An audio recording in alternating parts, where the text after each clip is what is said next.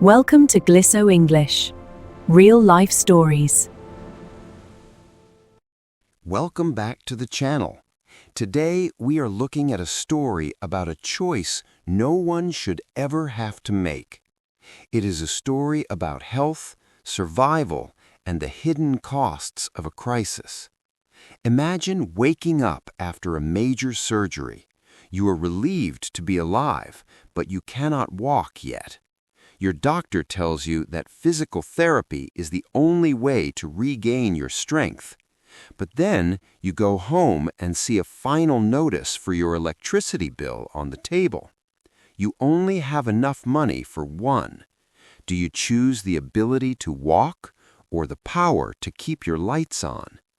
In this video, we will follow Julian's journey through 10 chapters of struggle and resilience. As we listen, pay close attention to the vocabulary related to finances and physical recovery. We will also have a short quiz at the end to check your English understanding. Let's begin. Chapter 1, The Discharge Papers.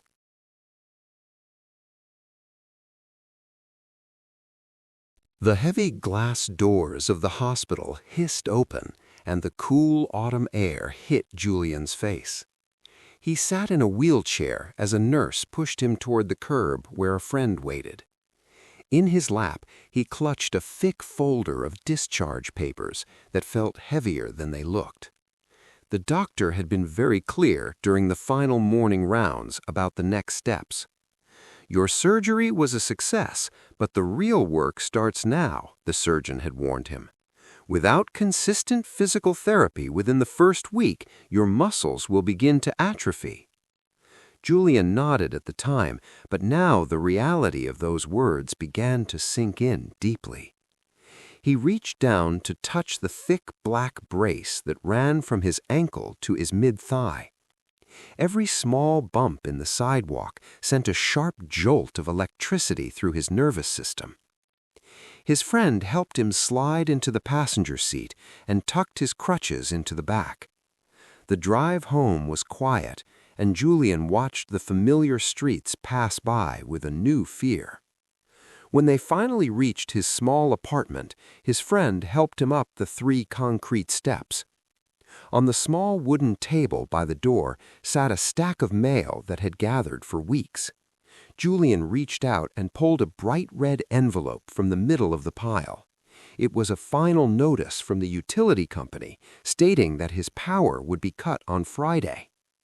He looked at the medical referral for the physical therapist sitting right next to the bill. One was a path to walking again, and the other was the only way to stay warm.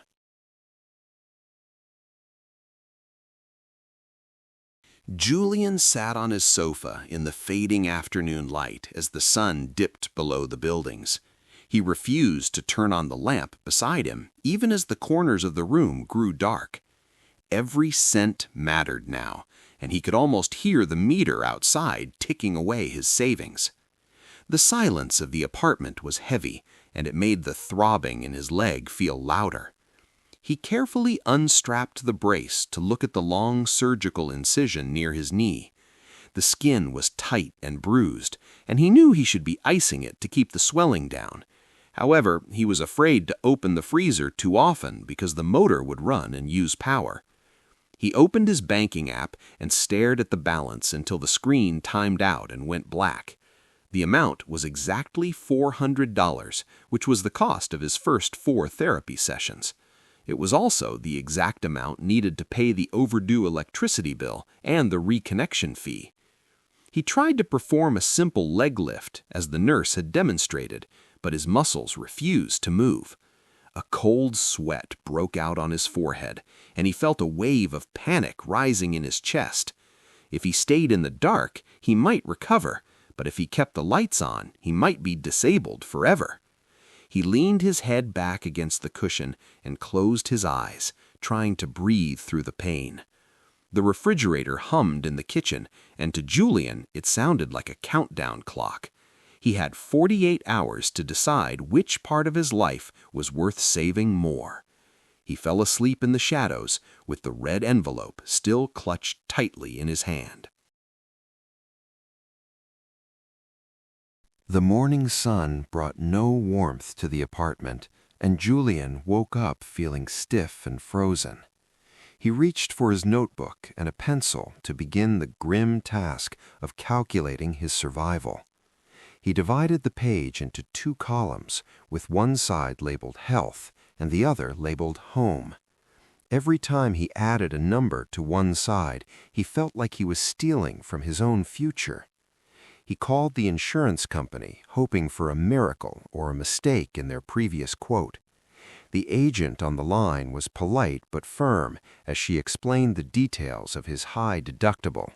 You have to pay the first $3,000 out of pocket before coverage begins, she said. Julian hung up the phone and watched a single tear drop onto the paper, blurring the word health.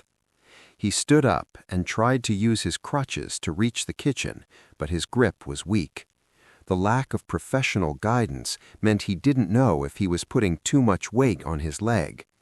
He heard a sharp pop in his joint and froze in place as a new wave of agony washed over him. He realized that searching for videos online was not the same as having a pair of expert hands. A professional therapist would know exactly how far to push him without causing permanent damage. But a professional therapist would not keep his food from spoiling or keep the space heaters running. The temperature in the room continued to drop as a cold front moved through the city streets. He looked at the thermostat on the wall and saw the digital numbers flickering with a low battery. He was trapped in a logic puzzle where every possible answer resulted in a devastating loss. Julian stared at the glowing Pay Now button on the electric company's website for a long time. With a shaking finger, he pressed the screen and watched his bank balance drop to nearly zero. The decision was made, and the immediate fear of a dark apartment began to fade away. But as the lights stayed on, a new and heavier shadow fell over his physical recovery. He had officially missed the deadline to book his first week of professional rehabilitation. He dragged a heavy wooden chair into the center of the kitchen to use as a makeshift support. He tried to mimic the exercises he had seen in the hospital, but the pain was a wall he could not climb. Without a therapist to coach his movements, he found himself leaning too heavily on his good side. By noon, his back was aching from the imbalance, and his surgical leg felt like lead. He spent the afternoon gripping the chair as sweat dripped onto the linoleum floor. Sudden exhaustion took over, and he lost his balance and slid slowly down the side of the chair. He sat on the floor, unable to get back up, and listened to the hum of the refrigerator. It was a bitter trade because the electricity was running, but his body felt like a broken machine. He realized that trying to heal alone was like trying to build a house without a blueprint. Every hour that passed without proper movement made the scar tissue grow tighter and harder. He looked at his leg and wondered if he had just traded his ability to walk for a few light bulbs. The apartment was bright and warm, but Julian had never felt more trapped in his life. A loud knock at the front door startled Julian as he sat staring at the kitchen wall. He struggled to grab his crutches and slowly made his way to the entryway to see who it was. His neighbor, Mrs. Gable, stood there holding a steaming ceramic tray covered in silver foil. "I noticed you haven't been out much, and I thought you might need a hot meal," she said kindly. Julian opened the door wider, and the smell of roasted chicken and vegetables filled the hallway. As she set the tray down, she noticed the medical pamphlets and the empty bottle of water. "You look like you are carrying the weight of the world on your shoulders, young man," she whispered. Julian felt his throat tighten as he explained the impossible choice between his leg and the bills. Mrs. Gable listened intently and then pulled a small, crumpled business card from her pocket. "My nephew went to a clinic downtown that works with people in financial trouble," she told him. "They use a sliding scale, which means you pay only what you can afford based on your income." Julian looked at the card and felt a spark of something he hadn't felt in weeks, which was hope. He had been so focused on his own empty pockets that he forgot the world had other options. It was a blow to his pride to admit he needed a discount, but his future was worth more than his ego. He thanked her for the food and the information and watched her walk back to her own apartment. He ate the first real meal he had enjoyed in days and felt the strength returning to his hands. Tomorrow he would make the phone call that could change everything if he was brave enough. Julian woke up early the next morning and reached for the business card on the nightstand. He looked at his leg and noticed that his foot was starting to drift at a strange angle. The skin around the surgery site felt hot, and the range of motion was getting worse. He knew this was the start of muscle contracture, and he felt a cold spike of terror. He dialed the number for the downtown clinic and waited through 5 long rings. A woman answered, and Julian began to stumble through the story of his financial crisis. He told her about the electric bill and the surgery and his fear of never walking again. To his surprise, the woman did not sound shocked or judgmental at all. "We see this more often than you would think, and we are here to help," she said. She explained that they had a special fund for patients who were currently between jobs. However, she warned him that the wait list for the subsidized sessions was 2 weeks long. Julian looked at the calendar on the wall and felt his heart sink into his chest. 2 weeks of waiting could mean the difference between a full recovery and a permanent limp. He checked his mailbox again and found a new bill for the anesthesiologist from the hospital. The debt was growing faster than his body could heal, and the pressure felt like a physical weight. He spent the rest of the day practicing small toe wiggles just to stay connected to his nerves. He was standing at the edge of a cliff, and the ground was slowly crumbling beneath him. The phone rang 3 days later while Julian was trying to massage the stiffness out of his calf. It was the social worker from the clinic, and her voice sounded urgent and focused. "A spot has opened up this afternoon due to a cancellation, and we want you to take it," she said. Julian felt a rush of adrenaline, but then he looked at the empty bus pass on his table. The clinic was 5 miles away, and a taxi was a luxury he simply could not afford. He realized that even with a discount, the cost of transportation was another barrier in his way. He almost said no, but then he looked at the crutches leaning against the wall like silent judges. "I will be there," he promised, and he hung up the phone before he could change his mind. He put on his heaviest coat and began the long, slow walk toward the nearest bus station. Every step was a battle against the gravity of his own body and the pain in his joint. By the time he reached the clinic, his shirt was soaked with sweat despite the chilly air. The waiting room was small and crowded, but the air felt charged with the spirit of recovery. A therapist named Sarah called his name and helped him onto a high, padded table. She moved his leg gently and then paused with a look of concern on her face. "You have waited a long time, Julian, and we have a lot of hard work ahead of us today." She didn't ask about his bills or his bank account because she could see the struggle in his eyes. For the first time in a month, Julian felt like a patient instead of just a debtor. The first session at the clinic was more grueling than any workout Julian had ever imagined. Sarah pushed his leg further than he thought it could go, and the pain was a bright white light. "You have to break the scar tissue before it breaks your spirit," she told him firmly. He gripped the edges of the padded table until his knuckles turned as white as the walls. For an hour, he moved in ways that felt impossible, and he felt his muscles screaming in protest. When the session ended, he was exhausted, but his leg felt strangely lighter than before. He sat in the waiting room to catch his breath and watched the other patients around him. He saw a young girl with a cast and an elderly man struggling to stand up from a chair. He realized that everyone in this room was fighting a silent war against their own limitations. The clinic didn't charge him for the first visit because of the emergency fund he had joined.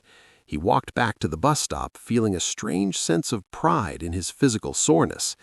When he got home, the apartment felt different, even though the furniture had not moved.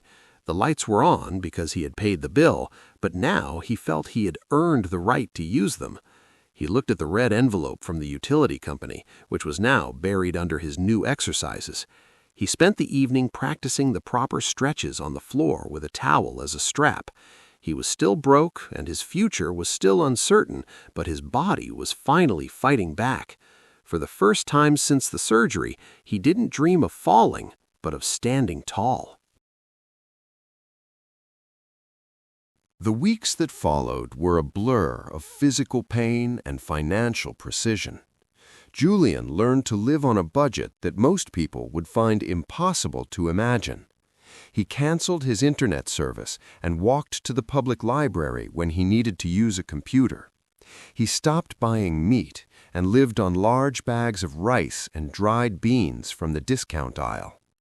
Every dollar he saved from his grocery bill went directly into a jar for his bus fare to the clinic.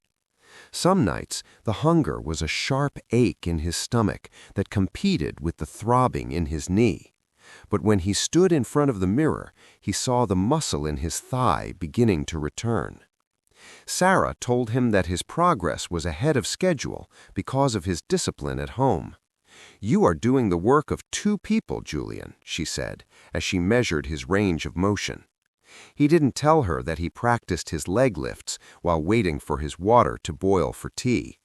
He didn't tell her that he used a heavy gallon of water as a weight because he couldn't buy real ones.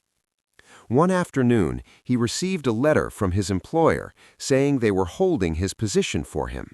They needed him back in a month, but only if he could stand for 4 hours at a time. This was the final hurdle, and the pressure was higher than the debt he still owed. He pushed himself harder during his evening exercises until his vision blurred from the effort. He was a man made of scrap metal and sheer will, trying to weld himself back together. The finish line was in sight, but his body was reaching the limit of what it could endure. The morning of his final assessment at the clinic was remarkably quiet and still. Julian dressed in the same worn clothes he had used for every grueling session. He stood in the center of his living room and looked at the light bulbs he had fought to keep. They were no longer just a utility, but a symbol of the ground he had refused to give up. He walked to the bus stop without his crutches for the first time since the surgery. Every step felt like a victory against the gravity that had tried to keep him down. Sarah watched him walk across the clinic floor with a focused and professional eye. "You are steady, Julian, and your alignment is exactly where it needs to be," she said. She signed the medical release form that would allow him to return to his job. Julian took the paper and felt the weight of 1,000 worries lift from his chest. He went home and made a final payment on the surgery bill with his very last dollar. His bank account was empty, but his body was capable and his spirit was whole. He stood in his kitchen and realized that the dark days had taught him a secret. Resilience is not just about survival, but about choosing what is worth fighting for. He reached out and flipped the light switch and watched the room fill with a warm glow. He walked to the window and looked out at the city, feeling like a part of it again. He was no longer a patient or a debtor, but a man who could stand on his own feet. Julian's journey shows us that the cost of an injury is often measured in more than just pain. It is measured in the difficult choices we make between our basic needs and our future health. By finding the courage to seek help and the discipline to sacrifice, Julian reclaimed his life. He proved that while money can be taken away, the will to walk forward is something we own. His story reminds us that even in our darkest moments, there is always a path toward the light. Thank you for watching Julian's story of resilience and recovery. Dealing with real-life problems like medical bills can be overwhelming, but you are not alone. Now, let's review some of the key English vocabulary we heard in this story. Words like atrophy, deductible, and sliding scale are very important for navigating these situations. Please check the quiz below the description box for our quick 5-question quiz to test your listening skills. If you enjoyed this lesson, please hit the like button and subscribe to Glisso for more stories. Your support helps us create more content to help you master English through real-life drama. Leave a comment below and tell us what would you have done in Julian's position. I look forward to reading your responses and seeing you in the next video. Keep practicing, keep learning, and I will see you in the next story. Goodbye.